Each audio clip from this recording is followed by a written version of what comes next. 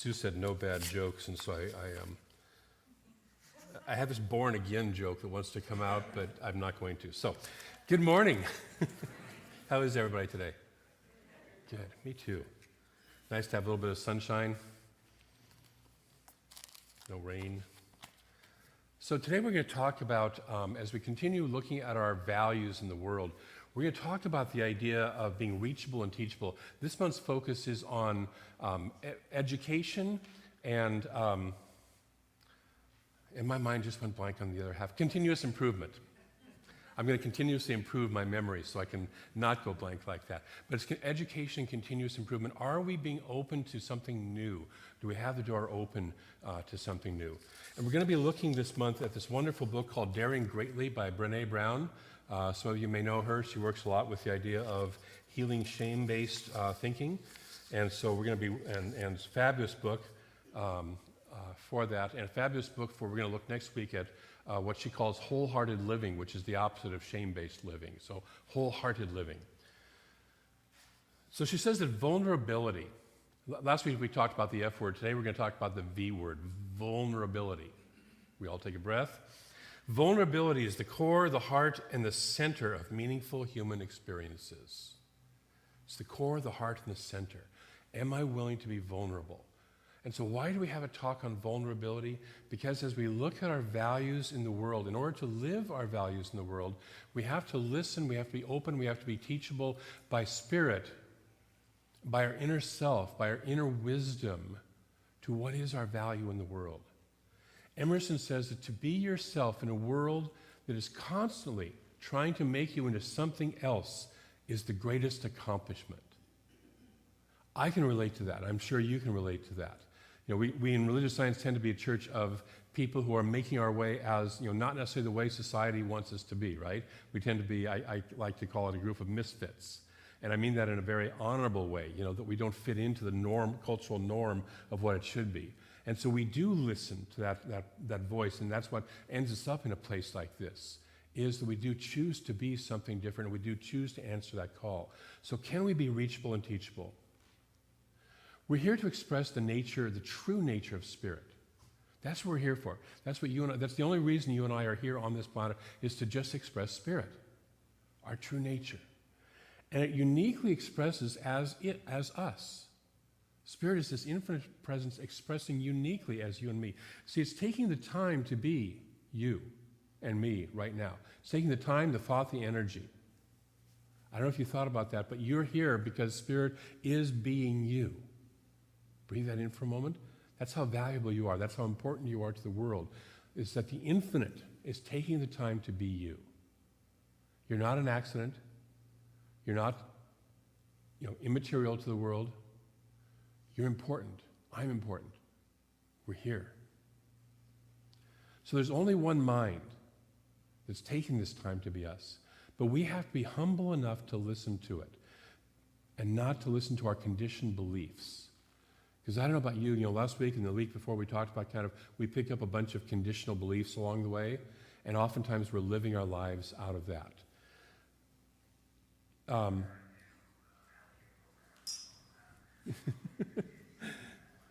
Joe Dispenza, who's written the book called Breaking the Habit of Being Yourself, talks about the idea that our body is where our memory is located. Ernest Holmes would call it our subjective mind, our subconscious mind. And then we have the conscious mind, the mind itself, not the body memory. And he has a wonderful exercise to lift the mind out of the body so that we're not living in the body memory, the conditioned, the subjective core old conditioning that we have. Can I pull my mind out of that and live in choice, live in something more free? And so it's a breathing process where we breathe in, we lift up in our consciousness. Can I do that? And so we're here to listen to that. We're here to be a place where we say, thy will, not my will, be done. The will of God. Because the will of God is always greater, right? Reverend Sue and Charlie and I were just talking a minute before, right before the service, that that we know that however Spirit always works for the highest and best for everything and everyone involved. It's a win-win-win-win-win-win operation of Spirit. We're here to play part of that, take part in that. Moses, who was considered the greatest leader of the Hebrew people, was also described as the meekest of men. That's not weakest, that's meekest. In other words, he was open to listening to Spirit. He was open to teaching. He was open to guidance from within and from that voice of God. He didn't say, I want to do it my way. Well, he did originally. But then he said, he acquiesced and he said, I'm willing to do what you want to do. When we're not reachable and teachable, we swim around in our own perspective. We swim around in our own thoughts. We swim around in our own feelings. And it's sort of like being a fish in an aquarium that the water never gets changed and doesn't get cleaned out after a while. I know I've felt that way sometimes when I'm swimming around in my own stuff, right? It kind of, after a while, it stinks. Have you ever known anybody like that besides me? So, after a while, it stinks, and you sit there and go, I think Zig Ziglar was the one who coined the term stinkin' thinking. We swirl around in our own stinkin' thinking. So we must actively engage in exposing ourselves to new ideas. We have to be actively engaged in exposing ourselves to new ideas. Otherwise, we stagnate and die. We get into a rut, okay? And I've heard of a rut described as a grave in which the ends have not just yet been placed. That's a rut. So if I'm waking up today the same way and doing the same thing that I did last Sunday and the Sunday before with the same consciousness, and tomorrow I'm going to wake up and run exactly, I'm going to have the same, I'm going to do the same routine to get ready for for work. I'm going to have the same breakfast and this do the same work and all that. If I'm doing the same thing over and over and over again, I'm in a rut, right? Okay? And so can we get out of the rut? Can we do something fresh? The universe oftentimes assists us when we get too stuck in a rut in becoming open. When I was thinking about this talk, the metaphor of bread came to me. And this may sound like an odd little thing, but if you know about making bread, you form the dough and then you set it aside to rise. And then after it's risen a little bit, what do you do with the bread? You punch it down, right? And so sometimes, I don't know how your life has felt, but sometimes I feel like the universe has gone punch, punch, punch on my life, but it's to get more air in so it can rise even more. It's to rise even more. Are we willing to rise even more? And sometimes that takes being vulnerable enough to let some of our sacred cow beliefs be punched on and punched down so that we can expand into something beyond those beliefs. So we're blessed in our teaching. We teach practices. We use 6 different practices to help us to be reachable and teachable. The first one of those is meditation. We encourage people to meditate, which is to listen to Spirit, to listen to that voice within, to listen to something that's greater than my own thinking, that God within, to just simply sit, be still, and attentively listen. The second one is prayer. Prayer is talking to God. Prayer is saying, it helps us to define, this is how I would like my life to look. This is how I would like Spirit to show up uniquely in my life as me. The third process is study. Study is the opening to new ideas. Whatever you know right now is because you've studied and read somewhere or been taught something, and whatever you're going to learn in the future, however you're going to expand, is because you're going to read or study or be taught something. Okay? And so do we take the time to study? Do we open to new ideas? And then do we contemplate the new ideas? I had a friend who said, you can't speed read philosophy. Do we take the time to actually sit with philosophy? Do we have time to sit with the ideas and actually contemplate them? How does this relate to me? How can I apply this in my life? When I read a book like Daring Greatly, it's like, it's hard to go through it quickly because I want to sit there and go, deep into everything that she's talking about. So the third one is study. The fourth one is giving. Giving is trusting the abundant flow of the universe. And take a breath, yes, giving is money. And so do we place the value of our money where we place our values? Do we give our money to what we value in our lives? The fifth one is service, which is enacting the nature of God in putting our time and our energy into something. Okay, in a couple of weeks, we're going to have a wonderful Save Affair that Reverend Sue is hosting. And do we take a look at the places where we can give time and give of our energy and give of our talent?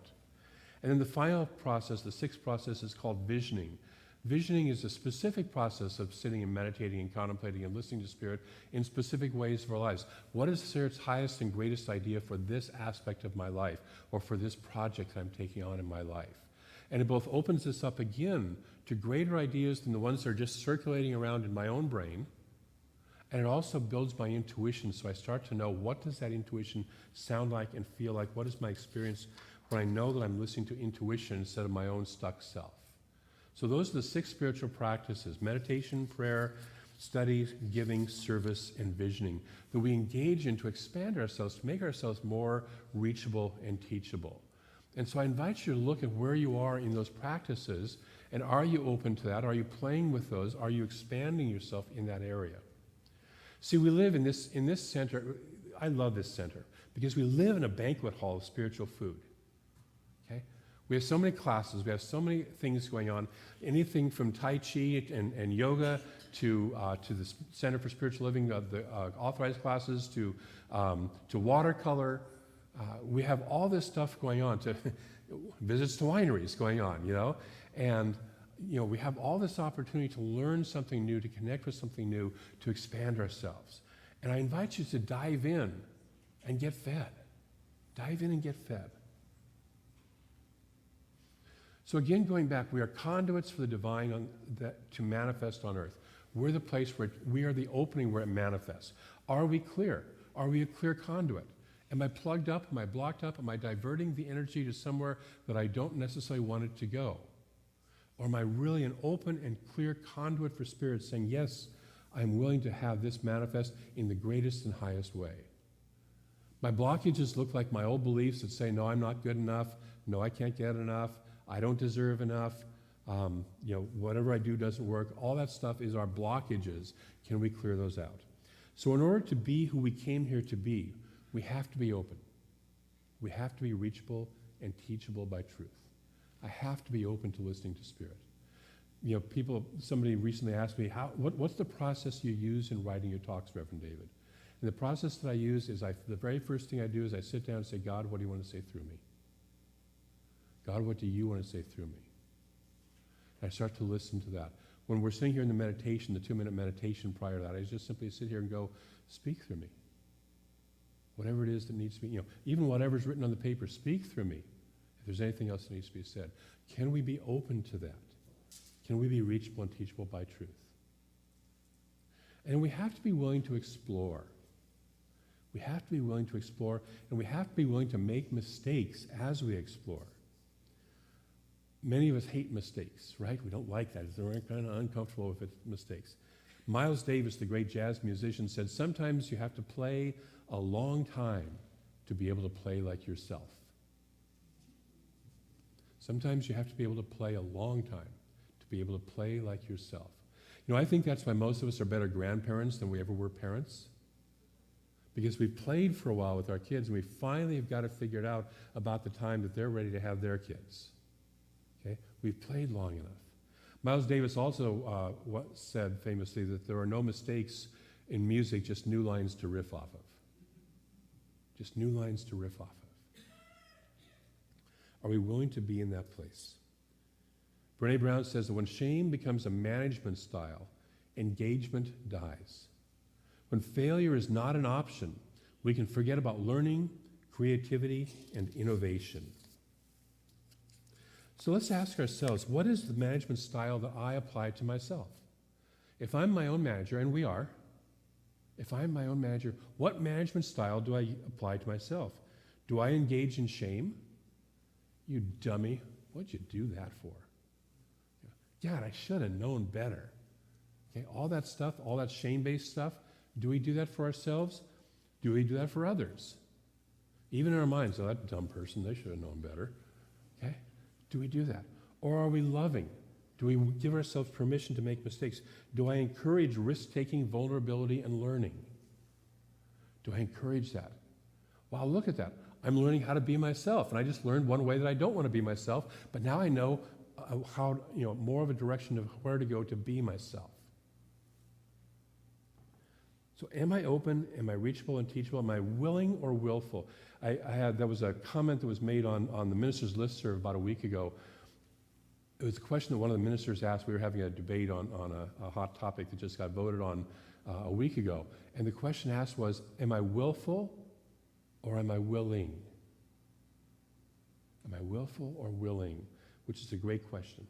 Am I humble? Vulnerability comes down to, can I be humble? Can I admit that, dang, I don't know it all? Dang, my way isn't always the right way. There might be other people on the planet who have other ideas and other ways of doing them, and they might be just as valid as mine. There are times I hate that, you know? But it's true. I've noticed that there are other, have you noticed there's other people on the planet? And thank God they don't do it all our way. You know? Otherwise we'd all be clones, right? So quote number 4, the definition of teachable. There's a person who did a wonderful set of definitions of teachable. And he's a Christian writer, so there's a little bit of that into this, but just so you're aware of that. But teachable, you're aware of the limitation of your own knowledge and abilities. All of us have a limitation to our own knowledge and abilities. You admit limitation, inability, and ignorance to others who can teach and help. Take a breath with that one. I'll say it again. You admit limitation, inability, and ignorance to others who can teach and help. You know, Brené Brown says that the idea of the manager or the chief or whatever, the chief executive officer or whoever, who knows it all and has to do the leading is no longer healthy. It never was healthy, but it no longer really works. Okay? We all have to collectively create together. And there's areas that we know and are good at, and there's areas that we don't know and are not good at. The third one is you regularly ask for help, instruction, guidance, and advice. And in parentheses it says, before the event, not after disaster strikes. I'm learning that one. I'm still working on that one. You learn from anyone and everyone you can. And it goes on to say, the best educated pastor I know writes notes for his own benefit, even when listening to a novice preacher. Can I be open and can I listen? You listen to others carefully and patiently with a desire to learn from everyone. You're prepared to move out of your comfort zone, try something different, make mistakes, look stupid, answer wrongly, etc. You don't give up when you fail at something, but seek help and try again and again until you get it right. And you're willing to change your views and practices when convincing evidence is presented to you, even if it means admitting you were wrong. So that's some ideas around teachable. I invite you to breathe those in and see how many you can apply this week. So this week I invite you to, first of all, be aware of how open you are. Just notice, do I have to have my way or can I be open to another perspective? So just as you're walking through your life, just as you're walking through this week, just notice, how open am I? How open am I? And don't beat yourself up, by the way, and judge yourself and shame yourself if you're not, okay? Just notice. This is just an observation. Secondly, this week, try something new. Try something new. Sign up for a class. Go into an area where you think you already know and open up to new learning in that area. Okay? Try something new this week. And then thirdly, ask Spirit, where do I need to grow? Where do I need to grow? What new thing wants to be birthed through me now? I don't care how old you are or how young you are. Something of Spirit is always wanting to come through for something new. Spirit is always creating fresh and anew. It doesn't care about age. It's ageless. So asking those three, practicing those three things, being aware of how open you are, trying something new, and taking the time to ask Spirit, where do I need to grow? What wants to be born through me now? So I encourage you to join me in practicing that this week as your spiritual practice. Does that sound, are you willing to work with that? Yeah, great. I'm going to close with a little extensive quote from Brené Brown. She says, daring greatly is not about winning or losing. It's about courage. In a world where scarcity and shame dominate and feeling afraid has become second nature, vulnerability is subversive, uncomfortable. It's even a little dangerous at times. And without question, putting ourselves out there means there's a far greater risk of feeling hurt. But as I look back on my own life and what daring greatly has meant to me, I can honestly say that nothing is as uncomfortable, dangerous, and hurtful as standing outside of my life and looking in and wondering what it would be like if I had the courage to show up and let myself be seen. I invite you, if you feel like you've been standing outside your life, to move into your life this week and have the courage to be who you truly want to be open and teachable by Spirit, and to listen to that and express that. Let's move into prayer. Knowing there is only one presence, one love, one infinite wisdom, one mind. That is the infinite love of this universe. And that we are held in this mind. We are expressions of this mind. We are one of this infinite presence. We are one of this oneness. Infinitely and absolutely held in love that is deeper and more vast than we can ever even imagine. Guided by a wisdom that is greater than we know. We are this, right here and now. And so I speak my word that each of us is willing to set down some of the walls, set down some of the beliefs, set down some of the rigidity, some of the fear, some of the hurt, and allow ourselves to be open, vulnerable, teachable, reachable. We open to that Spirit, that we open and recognize that what we are opening to is actually our excellence, is actually our greater and greater good, is actually more and more love, more and more joy, because that is the nature of the universe. And so we open our hearts and we open our minds. We open our whole being to Spirit. And I speak my word that we do that with courage and that Spirit rushes in, that as we come to ourselves, that as we remember the truth of who we are, Spirit remembers right back with us. And so I'm grateful for each of us who is willing to be open, vulnerable, reachable, teachable, for each of us who is willing to open our hearts and live authentically, to live wholeheartedly. I'm grateful for all the good that comes out of that blesses each of us individually, this community collectively, and the world as a whole, because we are all connected, and there is only one. And so in that gratitude, I release this word into that which we call the law, that which moves into form and expression here and now, in, through, and as our lives, knowing it does so. And we affirm that together by saying, and so it is. Thank you.